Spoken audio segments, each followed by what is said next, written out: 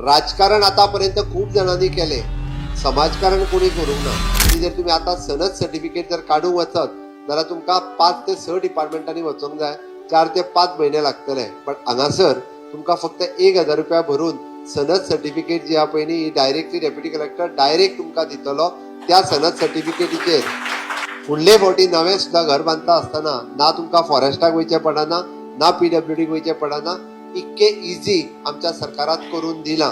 त्या खातीर म्हाजी सगळ्या जाणांक रिक्वेस्ट आसा, हांवें ऑलमोस्ट 9 तरेचे फॉर्म हांगासर आमी अवेलेबल केल्या. सगळ्या जाणांनी घाई कोणीच करची न्ही. जो कावंटराचेर ज्या टेबलाचेर ते अनावन्स करतले नाल्यार कितें जातलें, मुख्यमंत्री गेल्या उपरांत सामकी घाई पडली, गडबड पडली ना. आमचो सगळो स्टाफ दनपार मेरेन हांगासर 2 जायसरय बसतलो. पण तुमकां फॉर्म दिल्या शिवाय आमी वयचे ना. जेका कोणाक मागीरूय बी म्हणजे आमच्या डेप्युटी कलेक्टर हेजे कडेन अवेलेबल आसतले, आमदाराच्या कार्यालयांतल्यान फॉर्म मेळटले. बट तुमी रितसर येवन आपलो फॉर्म भरून आपूण तो सबमीट करप गरजेचें आसा. आमदाराचें ऑफिस एका कंप्लिटली जे डॉक्युमेंट जाय ते सगळे तयार करून जाय, ते तुमकां सगळ्या जाणांक मदत करतले. राजकारण आतापर्यंत खूप जणांनी केले, समाजकारण कोणी करूंक ना.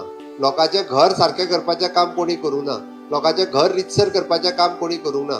हांगासर लोकांक म्हणजे आमी जशें म्हणटा सदांच टांगती तलवार तेंच्या दवरून लोकांनी राजकारण केल्लें आसा. आमकां तें करपाचें ना. आमकां सामान्य मनशाचें घर हें तेजें घर ताच्या नांवार करून दिवपाचें आसा.